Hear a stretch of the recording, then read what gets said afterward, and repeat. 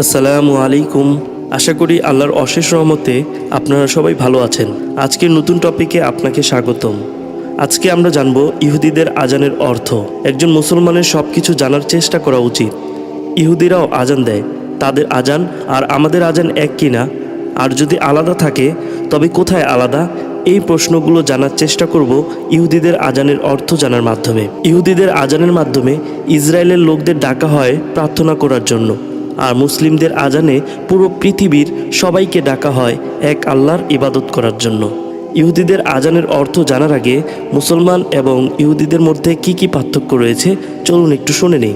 সাধারণত ইহুদিরা মুসলমানদেরকে দেখতে পারে না, তবে ইসলাম ও ইহুদি ধর্মের মধ্যে কিছু সাদৃশ্য এবং কিছু পার্থক্য রয়েছে। কিছু সাদৃশ্য আপনাদের সামনে তুলে ধরছি।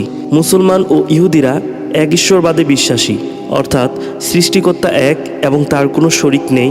যেমন মুসলমানরা বিশ্বাস করে, তেমনিভাবে ইহুদিরাও এই একই কথার উপর বিশ্বাস করে। মুসলমান ও ইহুদিদের মতে তাদের জাতির পিতা হজরত ইব্রাহিম আলাইসাল্লাম, সমগ্র মানব জাতির পিতা হজরত আদম আলাইসাল্লাম। মুসলমানরা যেভাবে এটি বিশ্বাস করে, ইহুদিরাও এটি বিশ্বাস করে। মুসলমানরা প্রতিদিন 5 বার ভোরে, দুপুরে, বিকেলে, সন্ধ্যায় ও রাতে নামাজ আদায় করে।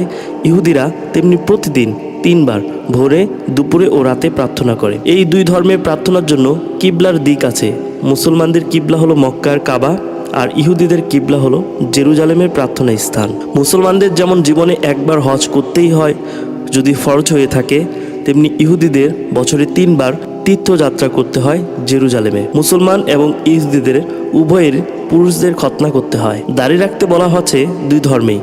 দাড়ি কাটা দুই ধর্মের দৃষ্টিতে গুনাহ এবং পাপ। মুসলমানরা যেমন কোনো ব্যক্তিকে দেখলে সালাম দেয়, তেমনি ইহুদিরা কোনো ব্যক্তিকে দেখলে সালাম বা সালেম দুই শব্দটি ব্যবহার করে। এই দুই শব্দের অর্থই হচ্ছে শান্তি। দুই ধর্মে বিশেষ কিছু আইন আছে। মুসলমানদের জন্য শরিয়া আইন আর ইহুদিদের জন্য হচ্ছে হালাকা আইন। ইসলাম ধর্ম মতে শুক্রবার সপ্তাহের পবিত্র দিন ও বিশেষ ইবাদতের দিন জুমা।